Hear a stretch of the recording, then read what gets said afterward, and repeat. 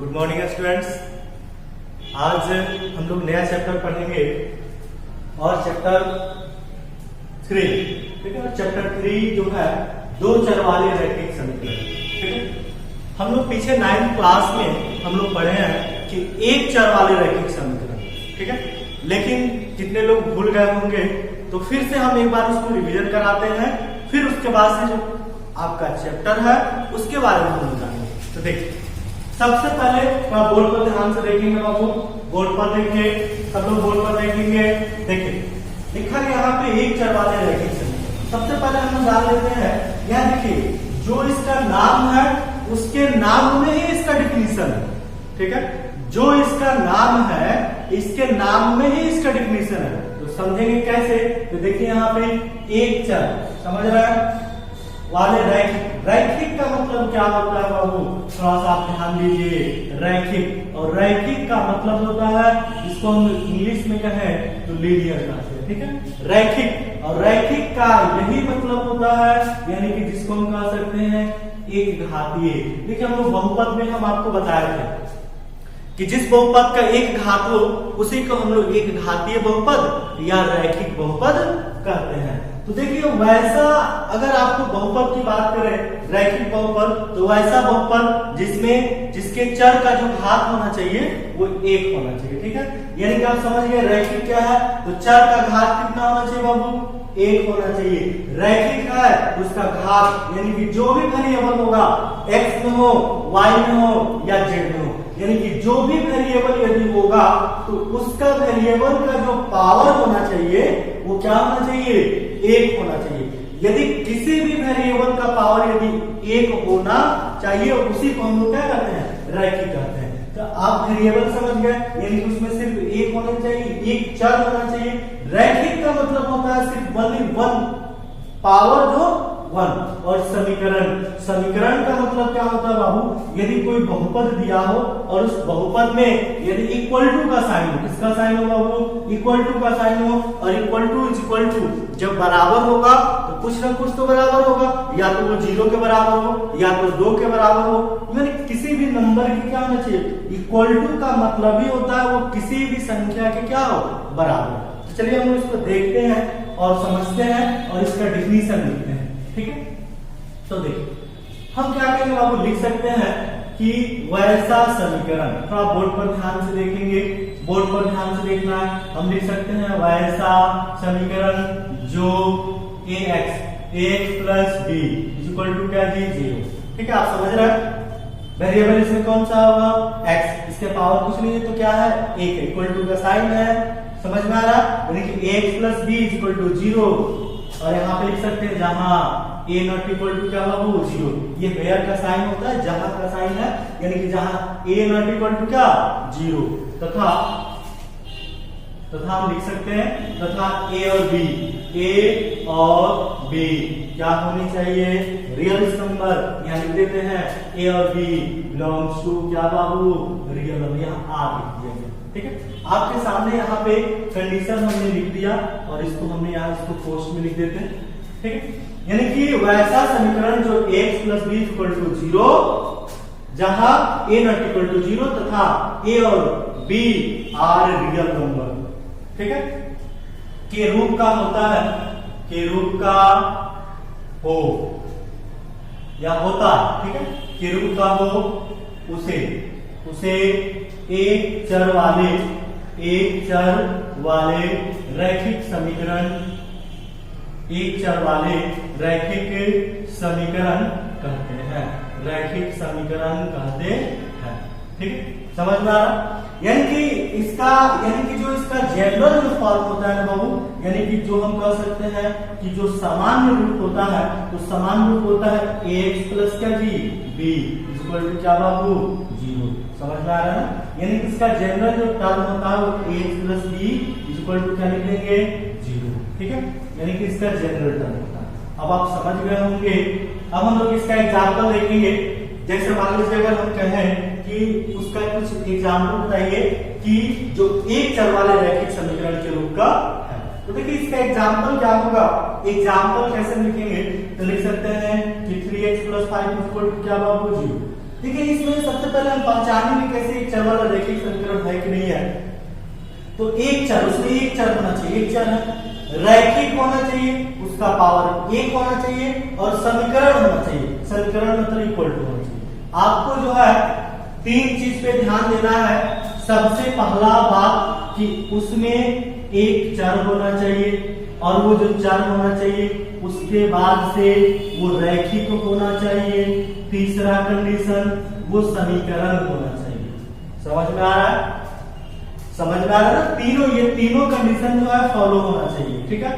उसमें सबसे पहला बात कि एक चर होना चाहिए, रैखिक होना चाहिए, रैखिक समझ रहे हैं, यानी कि चर का घात पावर कितना बाबू 1 होना चाहिए, ठीक है। समीकरण मतलब क्या जी, इक्वल टू का साइन होना चाहिए। यदि हम आपसे कहें कि 3x माइनस 1, ठीक है, क्या ये रैखिक समीकरण है, तो आप कहेंगे कि रैखिक समीकरण है कि नहीं है, बताइए।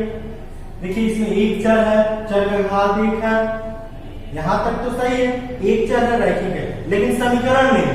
समीकरण होने के लिए इक्वल टू का साइन होना चाहिए ना, जब इक्वल टू होगा तो कोई ना कोई तो वैल्यू होगा ही, ठीक है। इस प्रकार से हम इसको लिख सकते हैं, ठीक है। ये ध्यान रखना है बाबू कि इस चीज को हम लोग कैसे समझेंगे। अगर दूसरा एग्जाम्पल की बात करें तो लिख सकते हैं यहाँ पे कि 4x माइनस 1/2 इक्वल टू 0, किसी वेरिएबल में लिख सकते हैं।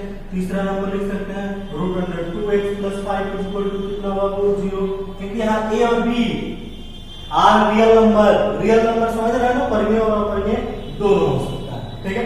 तो ये जो हुआ 4 नंबर। उसी तरह से अगर क्वेश्चन में कहा जाए, अगर लिख सकते हैं यहाँ पे 2/3 हो सकता है, z हो सकता है, प्लस 5 इक्वल टू 3 हो सकता है। तो ये एक चर वाले रैखिक समीकरण कहलाते हैं, ठीक है। इसको आप नोट कर लेंगे। अब हम लोग आगे पढ़ेंगे कि एक चर वाले रैखिक समीकरण का हल, सॉल्यूशन, कैसे हम लोग उसका सॉल्यूशन जो है निकालते हैं। एक चर वाले रैखिक समीकरण का सॉल्यूशन जो हम लोग कैसे निकालते हैं, ठीक है। चलिए इसको नोट कर लेंगे आप लोग। चलिए अब हम आगे पढ़ते हैं। देखिए जो भी क्वेश्चन है उसको ध्यान से समझना है, जो हम आपको समझा रहे हैं, ठीक है, जरूर समझ में आएगा। तो हम लोगों को पढ़ना था दो चर वाले रैखिक समीकरण, लेकिन हम आपको एक बार रिवीजन करवा रहे हैं कि एक चर वाले रैखिक समीकरण जो है किसे कहते हैं, और इसका जनरल जो फॉर्म होता है बाबू उसको भी याद रखना है कि जनरल फॉर्म एक चर वाले रैखिक समीकरण का क्या होता है। हम आपको लिखाए भी कि जनरल जो टर्म होता है वो ax plus b equal to क्या होता है बाबू g, ठीक है। चलिए अब हम आपको देखना है कि एक चर वाले रैखिक समीकरण का हल, ठीक है, हल, सॉल्यूशन, यही हम लोगों को पढ़ना है, एक चर वाले रैखिक समीकरण का हल, ठीक है। देखिए अब हल में कैसे कहेंगे, हम लिख सकते हैं चर का वह मान, चर का वह मान। बोर्ड पर बाबू ध्यान से देखना है, चर का वह मान जो दिए गए समीकरण को, जो दिए गए समीकरण को, ठीक, दिए गए समीकरण को संतुष्ट करता है, दिए गए समीकरण को संतुष्ट करता है, ठीक है। दो चर में ये कितने चर है बाबू, एक चर वाले रैखिक समीकरण का हल कहलाता है या कहते हैं, ठीक है, ये ध्यान रखना। अब हम लोग इसका सॉल्यूशन पढ़ेंगे, कैसे इसका सॉल्यूशन निकालेंगे। देखिए कह रहा है क्वेश्चन में कि चर का वह मान, जैसे एक चर वाला रैखिक समीकरण यदि आपके सामने दिया है तो कह सकते हैं चर का वह मान, हम वेरिएबल का वो वैल्यू रखेंगे जो दिए गए समीकरण को संतुष्ट करता है। जैसे आप देखिए, थोड़ा सा आप देखेंगे, जैसे मान लीजिए अगर कहा जाए पहला example 3x plus 5 equal to 0। अब ये क्वेश्चन ये कह रहा है ना कि x के जगह पे आप कौन ऐसा वैल्यू रखेंगे जो दोनों बराबर कर दे। बराबर करने का मतलब क्या होता है कि इधर भी 0 आ जाए और इधर भी क्या आ जाए 0 आ जाए, यानी कि दोनों साइड जो होगा वो क्या आएगा 0। इक्वेशन ही वही होता है। जैसे मान लीजिए अगर दूसरा क्वेश्चन अगर हो यहाँ 2/3x प्लस 5 इक्वल टू -3, थोड़ा सा ध्यान देना है, यानी कि x के जगह पे हम कौन सा वैल्यू पुट करें कि वो किसके बराबर आ जाए, -3 के बराबर आ जाए। समझ में आ रहा? तो ये इक्वेशन जो होता है ना, वो इक्वेशन के जगह पे, यानी किसी इक्वेशन समीकरण जो हल निकालना होता है x की जगह पर हम ऐसा वैल्यू पुट करते हैं। तो चलिए हम इसका सॉल्यूशन देखते हैं कैसे सॉल्यूशन निकालेंगे। देखिए बहुत ही सिंपल है, ये सब चीज जो है आपको 9th क्लास में पढ़ने को मिला है। तो देखिए कैसे सॉल्यूशन निकालेंगे बाबू, यहाँ लिख सकते हैं 3x का 3x, ये प्लस में इधर जाएगा तो किसमें होगा माइनस में, यानी कि देखिए ये 3x का 3x है इक्वल टू -5 है। तो जब x इक्वल टू अगर निकालना होगा तो ये -5 ये गुणा में नीचे आएगा तो भाग में, यानी कि x की जगह पे यदि हम -5/3 रख दें, अगर x की जगह -5/3 पुट कर दे तो किसके बराबर आएगा बाबू, 0 के बराबर। चलिए हम संतुष्ट करके देखते हैं कि है या नहीं। तो देखिए आपका क्वेश्चन क्या है बाबू, तो 3x + 5 = 0। अब यहाँ 3 का 3 लिखेंगे, इस x के जगह पे पुट क्या करेंगे -5/3, समझ में आ रहा, प्लस क्या है बाबू 5 = कितना 0, देखिए 3 से 3 कट जाएगा, अभी हो जाएगा -5 ये हो गया +5 = कितना 0, अब ये तो घट जाएगा, यानी कि ये दोनों 0 हो जाएगा, बराबर कितना 0, क्योंकि -1 + 1 कट जाएगा 0, तो 0 बराबर 0, देखिए 0 आ गया, यानी कि x की जगह -5/3 रखने पे ये संतुष्ट कर रहा। तो ये हुआ एक चर वाले रैखिक समीकरण का हल, ठीक है। अब देखिए अगर हमको इसका सॉल्यूशन यदि निकालना होगा तो हम इसका सॉल्यूशन जो है कैसे निकालेंगे। देखिए क्वेश्चन बनाते समय बाबू एक चर या दो चर, आपको अधिकतर सॉल्यूशन समझना है। यदि आप सॉल्यूशन निकालते हैं तो आपके लिए क्वेश्चन जो है बहुत ही आसान होगा, ठीक है। अब देखिए इसका क्वेश्चन हम लोग कैसे बनाएंगे, हम क्या करेंगे बाबू, लिख दें यहाँ पे 2/3 × x है, ये प्लस में उधर जाएगा तो माइनस होगा ही, ये -3 ऑलरेडी पहले से इधर आया तो -5 हो गया। अब देखिए यहाँ पे लिख देंगे 2/3 × कितना x, ये दोनों सेम साइन है तो जुड़ेगा, माइनस माइनस प्लस, लेकिन साइन तो माइनस के रहेगा, 5 और 3 कितना बाबू 8, इसके नीचे कुछ नहीं है तो क्या है 1, क्रॉस मल्टीप्लिकेशन, जब क्रॉस गुणा करेंगे इसमें इससे गुणा करेंगे तो 2x क्या होगा बाबू 2x, इसमें गुणा करेंगे 8 3 कितना 24, -24 होगा, तो लिख देंगे -24, यानी कि x तो -24 बटा कितना बाबू 2, यानी कितना -12, यानी कि x के जगह पे हम क्या पुट करेंगे, यदि x के जगह यदि हम -12 इसमें रख दें तो वो किसके बराबर आ जाएगा, -3 के बराबर आ जाएगा, समझ में आ रहा। चलिए हम पुट करके भी देख लेते हैं कि आ रहा है या नहीं। इसको आप नोट करेंगे, हम यहाँ पुट करते हैं, इसको मिटा देते हैं, ठीक है। और देखिए यहाँ पे हमने वैल्यू पुट क्या करना है बाबू, हम आपको वेरीफाई करके दिखा रहे हैं 2/3x + 5 = क्या लाना था -3, हम वैल्यू पुट करेंगे। देखिए ध्यान से देखेंगे 2/3 इस x की जगह ही हम पुट करना है, तो x की जगह क्या रखेंगे बाबू -12, क्या रखेंगे -12 और प्लस कितना 5 = कितना -3, ये कट जाएगा 6 बार में, 6 में 2 से गुणा -12 क्योंकि यहाँ माइनस, ठीक है, अब प्लस कितना बाबू 5 = कितना -3। थोड़ा सा ध्यान देंगे, लग रहा है कहीं गलत हो रहा, गलत यहाँ हो रहा कि जब 3 से डिवाइड करेंगे तो कितना बार में कटेगा 4 बार, कितना बार में 4 बार में, 4 नहीं 12 में से 2 थोड़ी था, 4 गुना कितना होगा बाबू 8 होगा, तब ये घटेगा तो कितना -3 = कितना -3, देखिए दोनों सेम आए हैं। और तो इस तरीके से हम कह सकते हैं कि एक चर वाले रैखिक समीकरण का ये हल है। उम्मीद करते हैं कि आपको समझ में आया होगा। अब यहां तक तो समझ गए, ये था एक चर वाले रैखिक समीकरण का डेफिनेशन और एक चर वाले रैखिक समीकरण का हल। अब हम आपको पढ़ाने जा रहे हैं दो चर वाले रैखिक समीकरण का हल, ठीक, हल नहीं, पहले डेफिनेशन जानेंगे फिर उसका सॉल्यूशन देखेंगे कि दो चर वाले रैखिक समीकरण किसको कहते हैं, ठीक, ध्यान दीजिए। अब हम यहाँ पे लिख देते हैं दो चर वाले रैखिक समीकरण, क्या लिख देंगे बाबू, दो चर वाले रैखिक समीकरण, ठीक है। अब इसको नोट भी आप लोग कर लेंगे, ठीक है, वीडियो को पॉज करके भी आप नोट कर सकते हैं या आप वीडियो का स्क्रीनशॉट लेके भी आप इसको नोट कर लेंगे, ठीक है। तो ध्यान से देखेंगे और समझेंगे। ये तो अभी तक जो हम आपको पढ़ा है वो एक चर वाला रैखिक समीकरण, ठीक है। अब हम लोगों को जो आपके जो बुक में दिया गया है, यानी कि जो आपको पढ़ना है दो चर वाले रैखिक समीकरण, तो दो चर वाले रैखिक समीकरण अब हम आपको पढ़ाने जा रहे हैं। अभी भी जो भी हम आपको बताएंगे ये सब इंट्रोडक्शन है, इंट्रोडक्शन के बाद हम लोग क्वेश्चंस देखेंगे, क्वेश्चंस को कैसे सॉल्व करते हैं, ठीक है। लेकिन यदि आप इंट्रोडक्शन ध्यान से देखेंगे तो क्वेश्चन भी आप जो है आसानी से बनाएंगे, ठीक है। इसलिए इंट्रोडक्शन हर वीडियो का आप बहुत ही ध्यान से देखिए, ठीक है। देखिए अब देखिए बाबू, हम लोग को पढ़ना क्या है, दो चर वाले, कितने चर वाले? दो चर वाले रैखिक समीकरण, ठीक है, दो चर वाले रैखिक समीकरण, ठीक है, हम लोग यही पढ़ना है। देखिए इसके नाम में ही इसका डिफिनीशन है, कितने चर होने चाहिए? दो चर होने चाहिए। रैखिक का मतलब समझ रहे हैं, चर का पावर, दोनों चर का पावर, ठीक है, दो चर है तो दोनों चर का जो पावर होना चाहिए वो रैखिक होना चाहिए, यानी कि एक होना चाहिए। और समीकरण को समझ रहे हैं, यानी कि इक्वल टू होना चाहिए, कोई दिक्कत? ठीक है, दो चर होना चाहिए, रैखिक, समझ रहे हैं, पावर एक, समीकरण इक्वल टू होना चाहिए। इसके नाम में ही इसका डिफिनीशन, लेकिन इसका जनरल फॉर्म पे हम इसका डिफिनीशन देते हैं। कैसे देखते हैं? देखिए यहाँ लिखेंगे वैसा समीकरण, क्या लिखेंगे बाबू? वैसा समीकरण जो x plus b y plus c equal to 0। ध्यान देंगे बोर्ड पर ध्यान देंगे। इसका जनरल फॉर्म क्या होता है? ax प्लस बी वाई, इसमें दो वेरिएबल, एक x और एक कौन सा y, दो चर आएगा कि नहीं आएगा? इस प्लस का c इक्वल टू 0। और यहाँ एक कंडीशन क्या होगा? कंडीशन होगा कि a not equal to 0, b not equal to 0,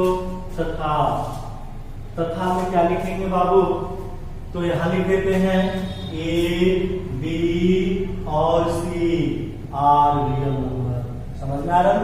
जहां a क्या है, b क्या है, c क्या है, तो ये वास्तविक संख्याएं है कि रूप का समीकरण, के रूप का समीकरण, ठीक है, वैसा समीकरण जो ax plus by equal to 0 के रूप का हो, यानी लिखेंगे के रूप का हो, ठीक है, के रूप का हो, उसे दो चर वाले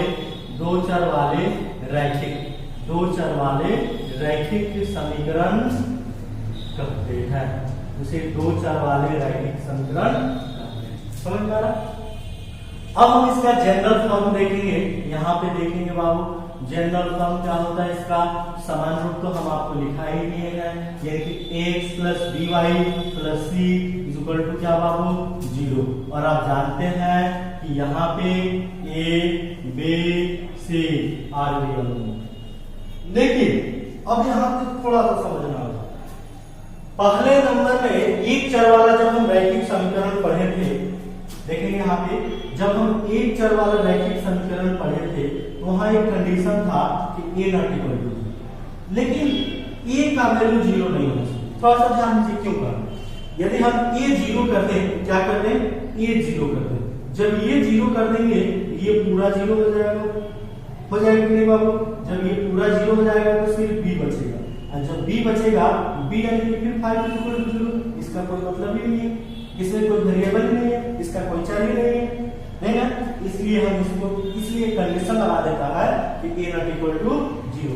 लेकिन वही क्वेश्चन कहे कि b का वैल्यू 0 हो सकता है, यानी कि 2x इक्वल टू हम 5 लिख सकते हैं, इसमें प्लस b नहीं है, लिखा जा सकता है, या इक्वल टू 0 लिख सकते हैं। b का वैल्यू 0 हो सकता है, लेकिन a का वैल्यू 0 नहीं होगा। ठीक है, समझ में आ रहा? अब इसी प्रक्रिया को, यही जो है, इसी को हम किस पर पुट करेंगे? इस पर देखेंगे। यहाँ भी एक कंडीशन है, थोड़ा सा ध्यान देंगे। ax plus b y plus c equal to क्या बाबू? 0। इसमें आपसे कह रहा है, क्वेश्चन में क्या कह रहा है कि a नॉट इक्वल टू 0। थोड़ा सा ध्यान दीजिए, यदि a को 0 कर दें, कह रहा है a का वैल्यू 0 नहीं होना चाहिए, लेकिन यदि a 0 कर दे, ये 0 कर देंगे तो ये पूरा 0 हो जाएगा ना बाबू? पूरा 0 हो जाएगा। जब ये पूरा 0 हो जाएगा तो सिर्फ यही ना बचेगा, और जब ये बचेगा तो देखिए इसमें सिर्फ एक वेरिएबल हो गया, एक चर वाला हो गया। समझ में आ रहा है? इसलिए कंडीशन आपका है कि a नॉट इक्वल टू 0 होना चाहिए। ठीक है, यदि हम b को 0 कर दें, जब b 0 करेंगे तो पूरा 0 हो जाएगा, और जब पूरा 0 हो जाएगा तो आपका क्या बचेगा? ax प्लस c बचेगा, यानी कि ये एक चर वाला रैखिक समीकरण हो जाएगा। ठीक है, तो इस प्रकार से आपका कंडीशन जो होता है कि a नॉट इक्वल टू 0 और b नॉट इक्वल टू 0, इसीलिए कंडीशन वहां लगा दिया जाता है कि a और b का जो वैल्यू होना चाहिए वो 0 नहीं होना चाहिए।